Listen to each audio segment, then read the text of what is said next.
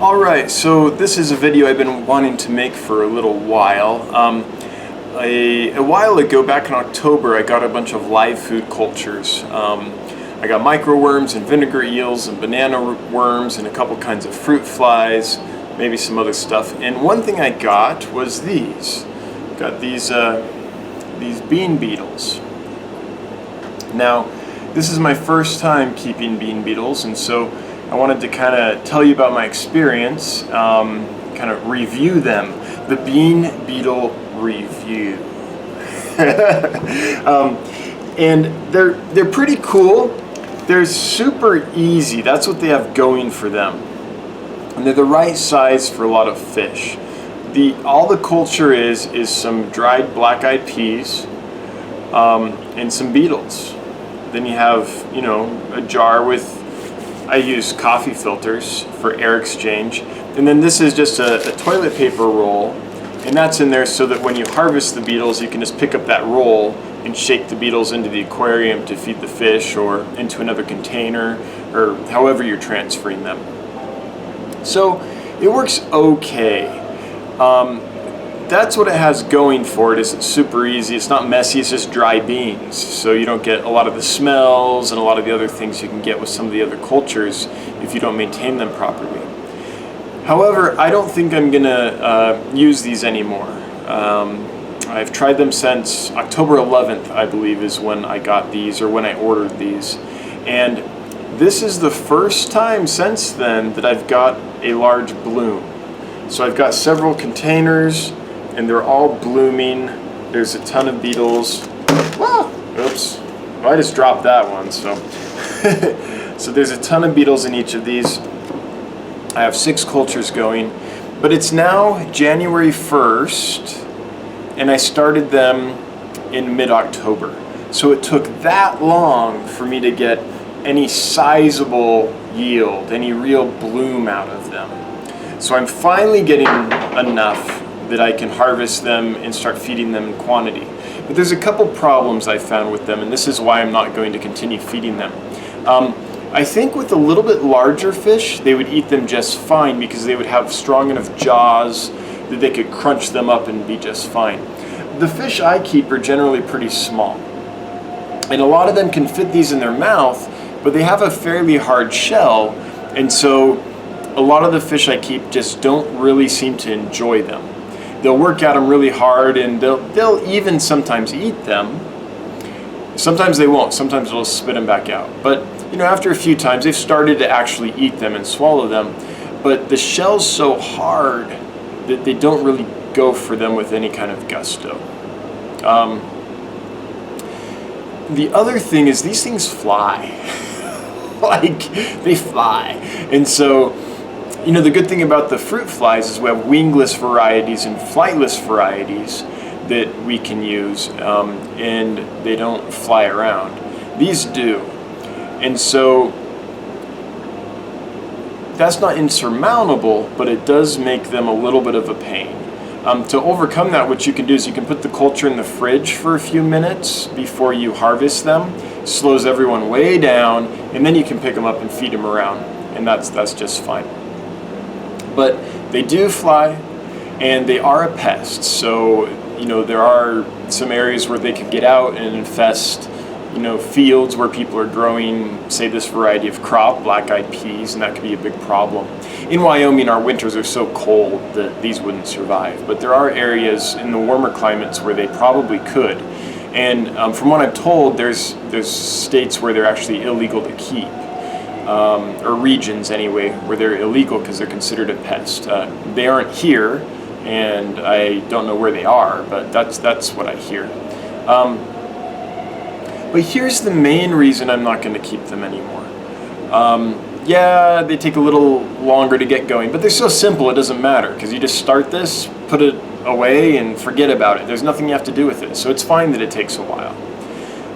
It's fine that they fly. I can cool them down, slow them down, so that's not an issue. It's fine that the fish don't eat them with gusto. They could be just a little supplement that I add every now and then. And if I fed them consistently, the fish would get used to them.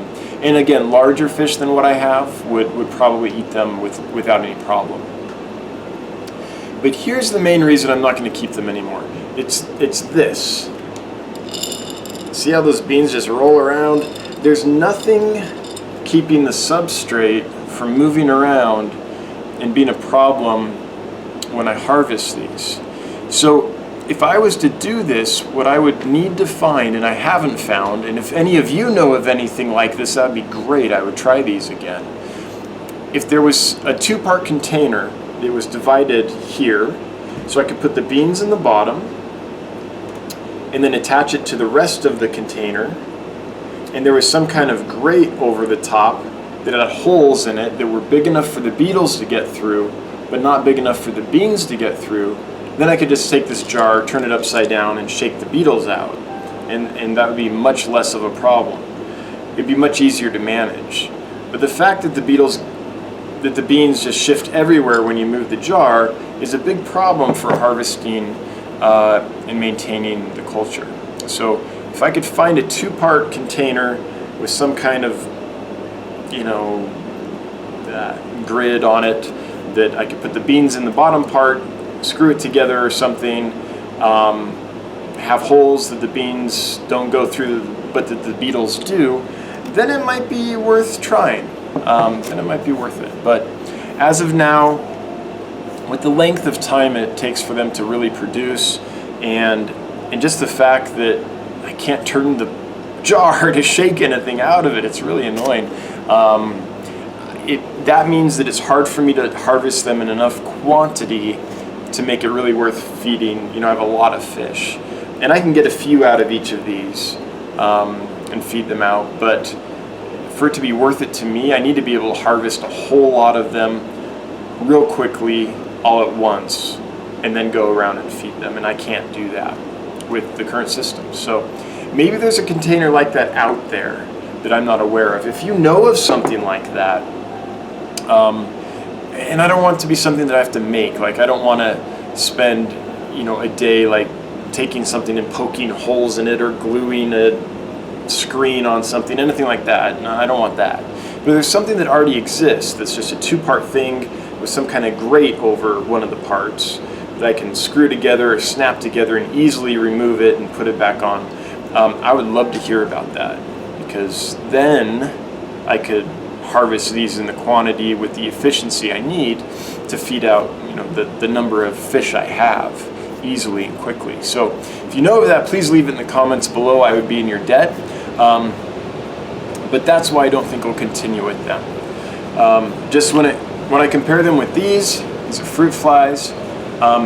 These guys, I can harvest the entire container very quickly. I just take it to the tank, turn it upside down. The medium stays up here. The flies I shake out. Bam, I've got 1,000 flies I can feed. That makes sense for me. And these guys, like, I made this culture a few days ago, and it's already got a whole bunch of larvae climbing up the side and beginning to pupate. So just the rate of reproduction on fruit flies is just so quick. They're also soft-bodied, so the fish eat them really well. They enjoy them. They don't have a hard shell that the fish has to somehow work through. And so that's where I'm leaning. The bad part about the fruit flies is that the medium is it's not dry. Like, it's so nice with these bean beetles that medium is just beans. It's just dry thing, so it doesn't get full of bacteria. It doesn't grow a bunch of mold. Well, it can if you let it go too long and too many beetles fall in there and die and decompose. It can get nasty. But in general, it's a very clean, dry substrate, whereas this can get dirty and moldy and pretty gross over time. So you have to constantly change this into a new culture with a new medium to keep it going.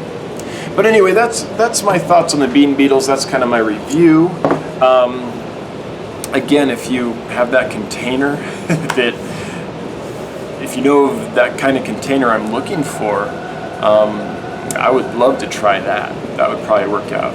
The other cultures I've got are doing great. The microworms and the banana worms, I just have tons of those, and I feed them all the time. They're super simple. They last forever. You do have to, not forever. Okay, not forever. You do have to, create new cultures and freshen old cultures a lot to to keep them going, but they're super easy, very productive. The vinegar eels are just booming. The banana worms, same thing. So everything else is going great. In the bean beetles, if I only had a couple of aquariums, it would probably be worth it. But trying to feed out, harvest enough quickly to feed the entire facility is just not worth it. So that's my review. If you have any comments or thoughts about live foods or cultures or anything like that, if you leave them below. I'm always looking for new things to try to culture, and I always like to hear how other people do it so that I can learn and improve my systems if I integrate some things that other people are doing. So I'd love to get a discussion going on that, and thanks for tuning in. Again, this is Dan from dansfish.com, and I'm glad you're here.